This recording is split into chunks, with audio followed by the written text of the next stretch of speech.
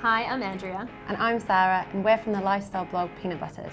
Welcome back to our Spoonful of Comfort series. Today we're going to be making baked Brie bites. These are the perfect thing to serve at your Christmas party. Santa Claus,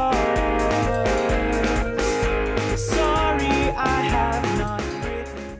So the assembly of these is a little bit fiddly, but it's so worth it. These are absolutely delicious. They're amazing. We're going to just dust the surface of our workbench with some flour just so it doesn't stick.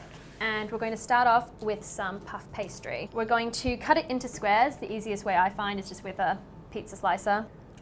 And so you're cutting two different sizes. Yeah, I'm going to cut some of them slightly smaller than the other half, and you will see why in just a moment.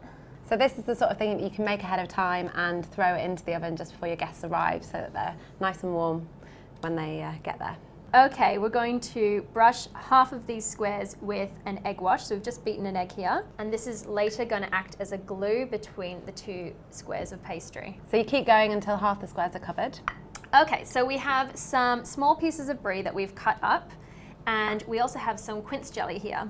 We'll get one small bit of brie and place it in the center of one of the pieces of pastry that have egg wash. Just a small bit of quince jelly here. We're going to take one of our squares that doesn't have the egg wash on it already and just gently tug it out just a little bit, as you can see, so it's slightly bigger than the one we're going to place it on top of. We're then going to get the egg wash and go just around the outsides. So it's literally like a glue.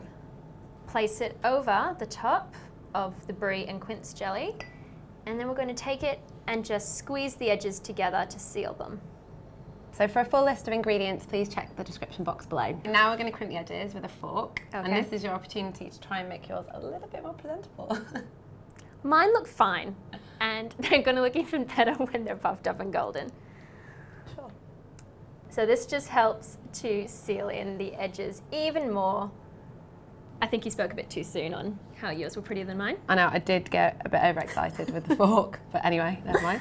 We'd love to see your versions of them, so tweet us or Facebook us with pictures. Okay, to finish these up, we're just going to give them a light egg wash, which will make sure the pastry gets nice and golden. So for more recipes like this, make sure you click the subscribe button. So now we're just going to finish putting the egg yolk onto these, and then they're going to go into the oven. Yep, they'll go into the oven for about 12 minutes or so, depending on how hot your oven is. Just watch them, but when they're puffed up and golden, they'll be ready. How great do these look? They look amazing. So they're fresh out of the oven and they're looking lovely and golden, and they've risen beautifully. So we're ready to take these to our Christmas party now and have a bit of fun. We hope you have a really Merry Christmas. Thank you for watching. We'll see you next time.